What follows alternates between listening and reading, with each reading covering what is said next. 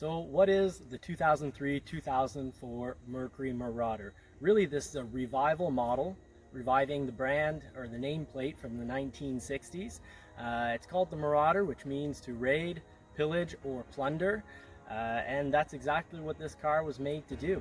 It's got, for back then, a motor that's quite powerful. It comes straight from the Mustang Mach 1, which is a 32 valve, 4.6 liter engine.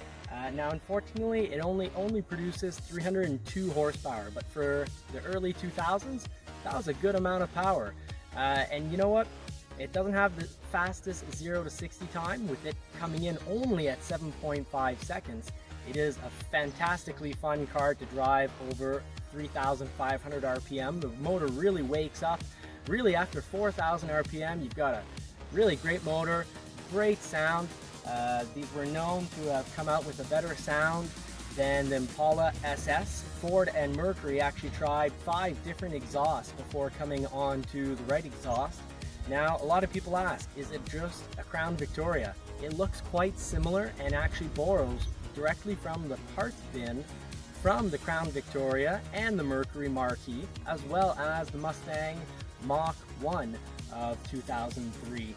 So you really could say it did its job in plundering and pillaging, because it plundered the parts of other vehicles to actually make a fantastic car. It's surprising, you know, Ford and Mercury took parts from a bit everywhere, and it turned out to be a great car.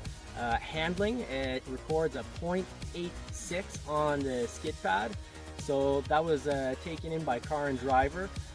They tested that and it came out to that number, so Mercury's numbers were quite accurate. They also confirmed the 7.5 0 to 60 time, or 0 to 60 miles per hour time, that Mercury had offered and given to the public. It's got Tokiko shocks in the back.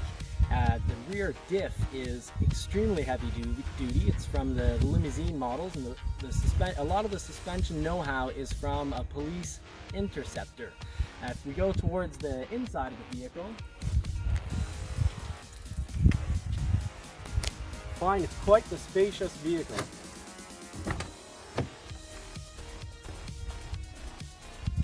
Lots of space on the inside of the vehicle, lots of back seat space. It's got unique styling over a Crown Vic, and really why I'd suggest getting this over a Crown Vic is that a Crown Vic is unlikely to go up in value. They built tens of thousands of them every year, whereas for the Mercury Marauder they only built about slightly over 11,000 models.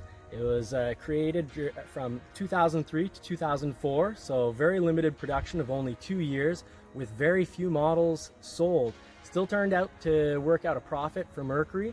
They made almost $70 million from this model that didn't sell quite as well as they thought it would. They were hoping that they'd sell as many as the Impala SS had sold to the market.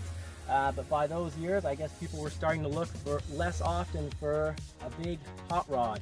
And this does do a great job as a big hot rod with that Mustang Mach 1 motor. The suspension, it's pretty good on bumpy roads, and it's absolutely fantastic over 4,000 RPM. So those are really the strong points of the vehicle.